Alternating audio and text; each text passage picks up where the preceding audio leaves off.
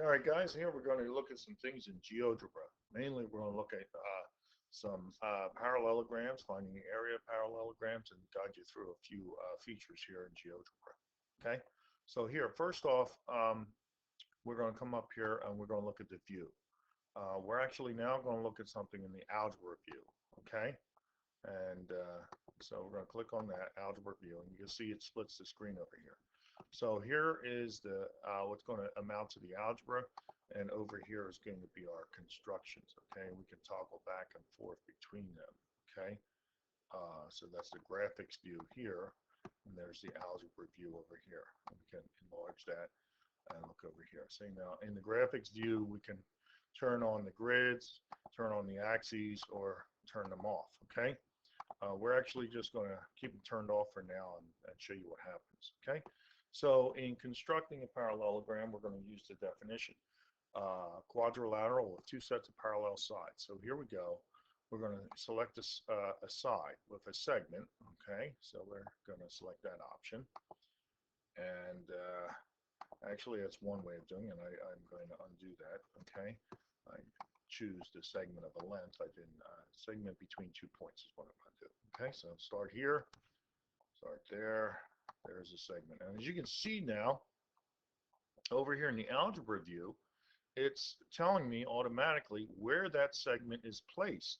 Now it's placed in the coordinate system, so if we turned on our axes and our grid, we'd say, oh, well, see, there's the coordinates of point A at 0.74, -2, and the coordinates at point B, and it already tells me the length of segment, the first segment I created, which it is electing to call segment A. Now, you can see that by repositioning these, okay, we can,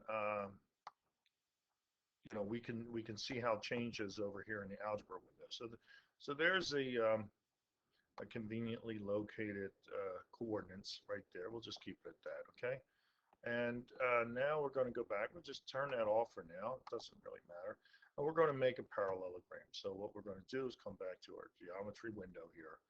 And we're going to, this time here, select this icon, which drop down will allow us to do parallel lines. So we're going to go back here, and we'll see it says select a point and a parallel line. So we'll select a point, and we'll select the line, and then it'll scroll up and it'll make a parallel to that. Okay, so now we've got a parallel, and that will always be maintained as parallel, as you can see here.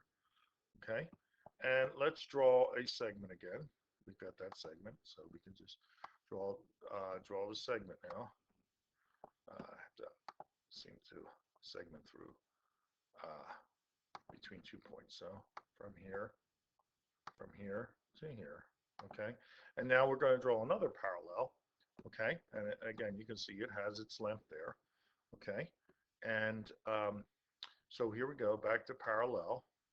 Click on the parallel, and then parallel through this point and this segment, and here we go. All right, parallel. I think it didn't do it. Let me try it again. Okay, so parallel. Here we go. And again, parallel says select a point and a parallel line. Okay, so we are selecting a point here and a parallel line. And again, select the segment, and there we can draw that segment out, and we can snap to that point right there. There's my parallel. Now, in order to complete my parallelogram, I need to find this point of intersection and mark it. Okay, and so let's look over here and see the options that we have, okay, for points of intersection, which is again over here in this this option right here, points of intersection, the first one, right? Okay, so here we go, intersection between two objects. So click and click, okay, and then we should be able to designate that point D as our point of intersection, okay, and it has the coordinates. Now, as you can see here, this is going to be flexible throughout, and we want to kind of hide out those parallels. Just look at the segments. So let's call Let's go and put a couple segments in over top of those. So come back to the segment tool.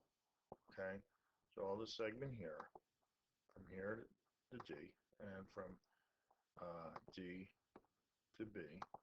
And now we have those segments, and we can come and we can look at those, do a right click, and check off the show object so we can just hide it. Okay, so check that on and take that off, and now we have our parallelogram. Okay, so we're going to keep it at that, and we're going to need that parallelogram for several features, so we'll just leave that there, and we'll come back and we'll build on that.